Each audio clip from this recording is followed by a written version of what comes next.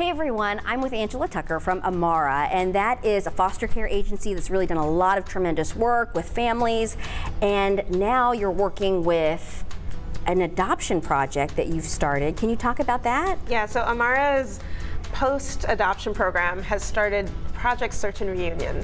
Okay. Essentially, we are going back through our files as old as 1950 through 1999 to make sure that adoptees have all the information that they should have, which is information about their own life, information about their birth parents, and anything else they might want to know, medical records included.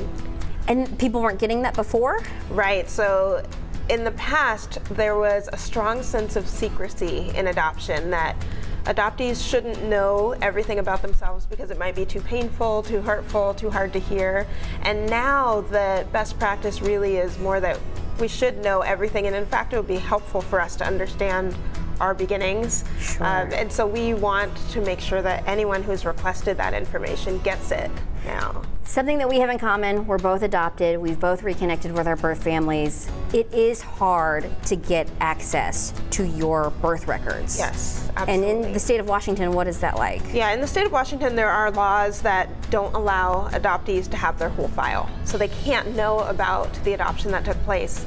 They may get their original birth certificate, but it's kind of limited to that. And yeah, as an adoptee myself, I know that having been denied that information until I was 27 years old, just a few years ago, I feel like I lost a lot. I didn't get to know my birth siblings until recently. And one story that we uncovered was about a man who was told that he didn't have any siblings back in the 60s when he asked, and he really has 6 siblings. And so it is earth-shattering news, and it's so important for him to know. And what about some of the other things? I mean, these aren't just kids. We're Right. looking, you mentioned the man, but you have a fascinating story of a woman in her 90s, Yeah, right? a woman who was adopted through Amara in 1923, who's now 95 years old, recently learned that she has a biological brother. Oh my gosh. And was able to connect with him. Yeah, and so it really goes to show that adoption doesn't end when you reach adulthood. That many aspects of being adopted, like both of us know, extend throughout your entire life. In different phases. Yes. Depending on what you're doing in your life too. You know, Exactly. you think about things that you didn't know. How can people follow up with what you're doing with the project, or maybe they want to know more about Amara? I mean, there are a lot of things. How can people follow up with what you're doing? Well, people can go to our website, which is amaraputs-kids-first.org.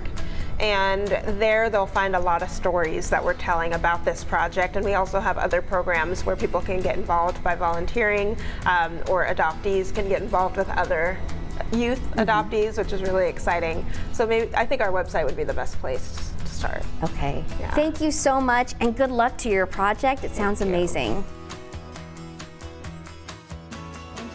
Special thanks to Angela and everyone over at Amara. If you would like to know more about, their project, you can text the word search to 206-448-4545. We'll send you a link about how far they're going back and some of the examples that you kind of heard, but just more details. It's really fascinating. Yeah. It's fascinating. And I just think that, for them to kind of expose themselves, historically it was a certain way. They had nothing to do with it, but to go back and say, hey, we're going to audit our own records 100 years Right. and try to help people. I think it's fantastic.